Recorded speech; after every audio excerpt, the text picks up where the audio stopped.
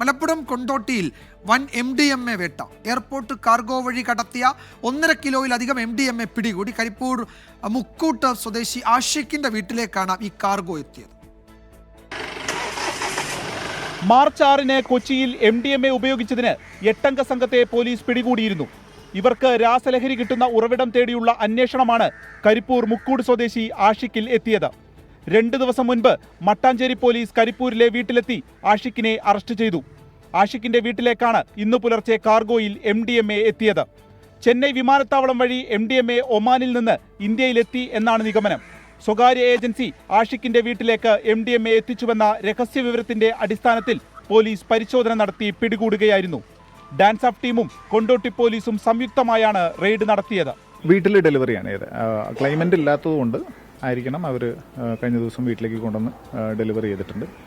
ആ ഇൻഫർമേഷൻ്റെ പുറത്താണ് police detection. ഈ കേസിനകത്ത് നമ്മളെ സംബന്ധിച്ചിടത്തോളം ഇനി ആളെ കസ്റ്റഡിയിൽ എടുത്ത് വിശദമായിട്ട് ചോദ്യം ചെയ്യേണ്ടതുണ്ട്. ബിക്കോസ് ഈ പറഞ്ഞ കാര്യങ്ങളല്ല ഈ പറഞ്ഞ മറ്റുള്ളവർക്ക് എല്ലാവർക്കും സപ്ലയർ ഇയാളാണോ എന്നുള്ളതല്ല വെളിവാകത്തുള്ളൂ. അത് തീർച്ചയായിട്ടും അതുണ്ടാവും.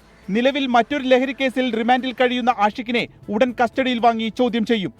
ഒമാനിൽ നിന്ന് 20 ദിവസം മുൻപാണ് നാട്ടിലെത്തിയത്. വിദേശത്തു നിന്നുള്ള MDMA കടത്ത് സംബന്ധിച്ച് കൂടുതൽ വിവരങ്ങൾ ചോദ്യം ചെയ്യലിലൂടെ പുറത്തുവരുമെന്നാണ് പോലീസ് നിഗമനം. 24 മലപ്പുറം.